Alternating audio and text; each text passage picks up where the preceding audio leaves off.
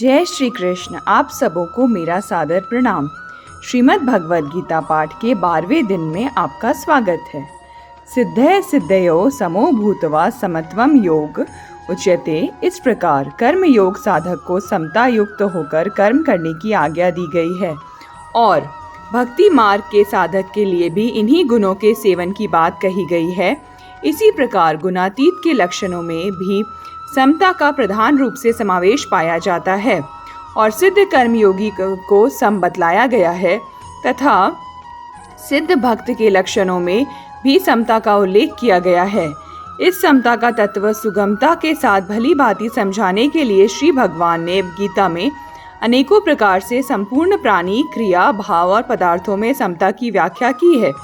जैसे मनुष्यों में समता सुहन्निम मत्रायुर्दासीन मध्यस्थ द्वेष बंधुषु साधुष्वपि च पापेषु समबुद्धिर्विशिष्यते।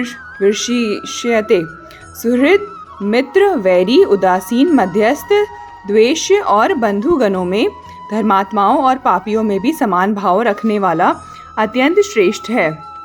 मनुष्यों और पशुओं में समता विद्या विनय संपन्ने ब्राह्मणे गवि हस्तनी शुनि चैश्व पाके च पंडिता समदर्शिना। ज्ञानी जन विद्या और विनय युक्त ब्राह्मणों में तथा गौ, हाथी, कुत्ते और चांडाल में भी समदर्शी ही होते हैं। संपूर्ण जीवों में समता आत्मौपम्येन सर्वत्र समम पश्यति यो अर्जुन सुखम व यदि वा दुख स योगी परमो मतः। हे अर्जुन, जो योगी अपनी भांति संपूर्ण भूतों में सम देखता है और सुख अथवा दुख को भी सब में सम देखता है, वह योगी परम श्रेष्ठ माना गया है। कहीं कहीं पर भगवान ने व्यक्ति, पदार्थ और भाव की समता का एक ही साथ वर्णन किया है। जैसे समः शत्रय च मित्रे च तथा मानापमान्यो शीतोष्ण सुख दुखेषु समः संग विवर्जितः। जो शत्रु मित्र में और मान अपमान में सम है तथा सर्दी गर्मी और सुख दुख आदि द्वंद्वों में सम है और आसक्ति से रहित है, वह भक्त है। यहाँ शत्रु मित्र व्यक्ति के वाचक है, मान अपमान प्रकृत क्रिया है, शीत उष्ण पदार्थ है और सुख दुख भाव है। सम दुख सुख स्वस्थ सम लोष्ट लोष्टाशम कांचना तुल्य प्रिया प्रियो धीरस्तु लय निंदा त मम संस्तुति।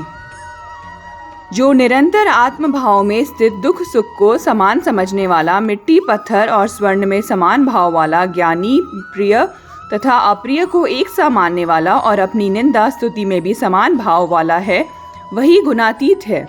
इसमें भी दुख सुख भाव है, लोष्ट अश्म और कांचन पदार्थ है, निंदा स्तुति प्रकृत क्रिया है और प्रिय अप्रिय प्राणी, भाव, पदार्थ तथा क्रिया सभी के वाचक है। इस प्रकार जो सर्वत्र समदृष्टि हैं, व्यवहार में कथन मात्र की अहमता ममता रहते हुए भी जो सब में समबुद्धि रखता है, जिसका समष्टि रूप समस्त संसार में संभाव है, वह समता युक्त पुरुष है और वही सच्चा साम्यवादी है।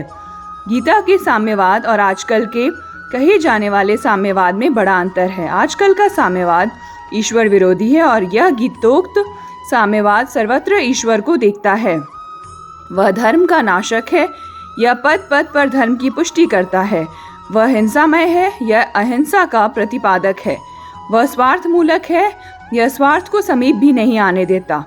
वह खान पान स्पर्श आदि में एकता रखकर आंतरिक भेदभाव रखता है। यह खान पान स्पर्श आदि में शास्त्र मर्यादानुसार यथा योग्य भेद रखकर भी आंतरिक भेद नहीं रखता और सब में परमात्मा को सम देखने की शिक्षा देता है।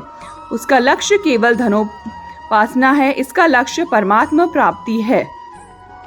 धन्यवाद।